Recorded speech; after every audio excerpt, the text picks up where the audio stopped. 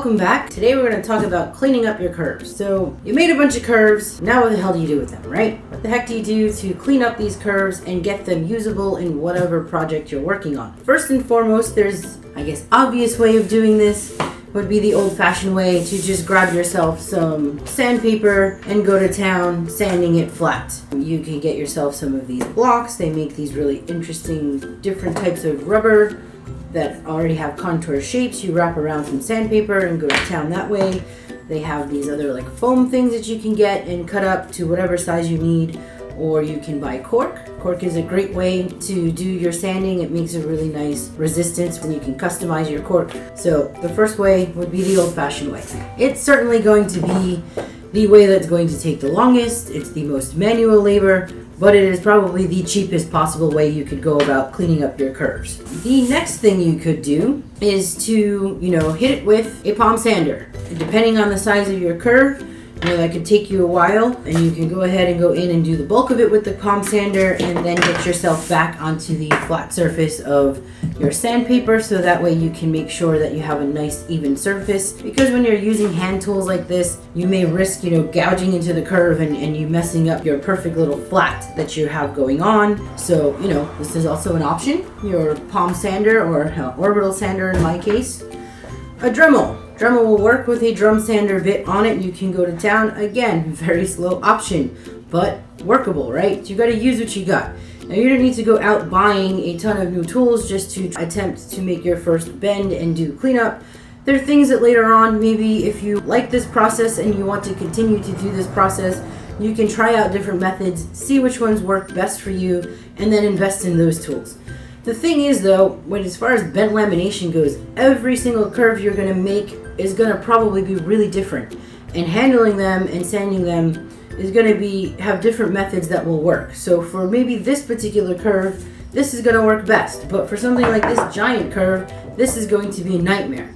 So again, you're going to have to kind of figure out based off of your curve, and the curve that I'm using may be completely different than the curve that you decide to go with, and that will alter the type of tools that you need. So I just want to touch on some methods you could use, and then, it's up to you to kind of go in, experiment, see what works and see what doesn't. But anyhow, an angle grinder is also an option with a flap wheel on it. This thing though is very powerful and will eat the hell out of your piece. It will just tear up your curve and can make large divots if you are not careful.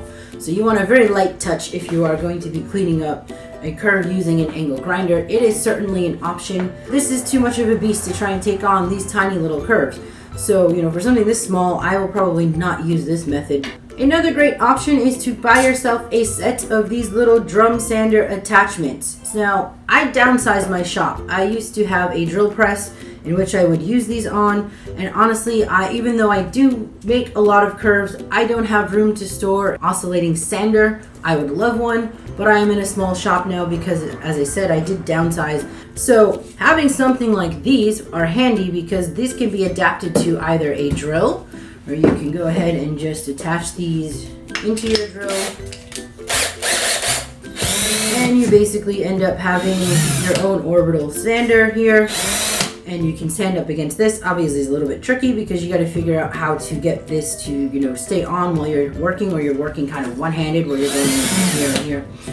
But for me, I'm actually going to attach these heads to my lathe, and I'll be using that for sanding. And it's going to be great for me to get all of the inside curves and the exterior part of the convex, because that can be really difficult to do on a vertical sander like your disc sander or even a belt sander. This is a pretty affordable kit. It comes with multiple sizes. This one cost me around $22-ish, and I've definitely seen some cheaper versions online. I'm only going to use them for this particular curve, not for my edges. For my edges, I am going to be using my bandsaw.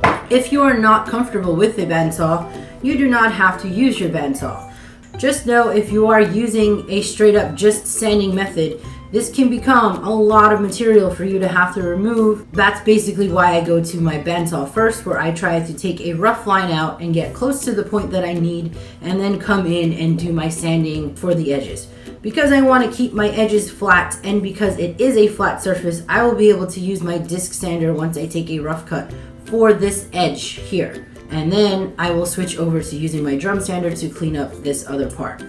So this curve is just about the right size to go ahead and make your cuts on the bandsaw. The bandsaw though can be a very tricky cut to make, so I would not recommend taking these type of curves directly to your bandsaw unless you are feeling very comfortable with making cuts on a bandsaw to begin with. Your curve is not going to be flat, you're going to be manipulating your curve as it's going through the bandsaw, which can become a very tricky maneuver, and it can give you a lot of resistance and possible kickback on the bandsaw. So do not attempt to do that unless you feel very comfortable with your bandsaw and that the curve is actually large enough to make that kind of cut on the bandsaw.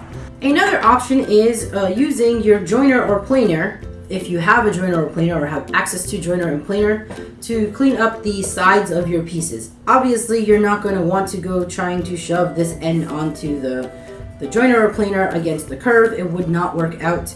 You're only going to be using it for cleaning up edges. Also, you never want to mess with this edge other than to do a light sand, because that should be your perfect section of bending whatever you've bent against. In this case, these curves here are way too small for me to run through a joiner or planer for that matter. But for something like this larger piece here, this most certainly can be run over a joiner or planer. This is kind of a risky thing, and I would not go running curves over your joiner and planer if you are not used to using it on a regular basis, and I would stick to some of the easier methods if that was the case. It's going to be up to you to assess what you feel comfortable with and what curves will work for there. The other final thing I'd like to mention is that some people do build jigs and use a router. Like, you could take somehow and adapt your existing jig that you used. You'd have to create some kind of extra piece here as a bumper so that you end up with a bit of a raise, offset, and then use a router with a flush trim bit to come in and clean it up. To be honest, it's really risky, even more risky than some of the other methods, so I usually tend to not even bother with this. Figuring out the right setup and the right rig and then the right flush trim bit can be a really big pain. It's not really worth the time and investment unless you are going into production to make a bunch of the same curve for whatever reason. In which case, I am sure there is lots of source material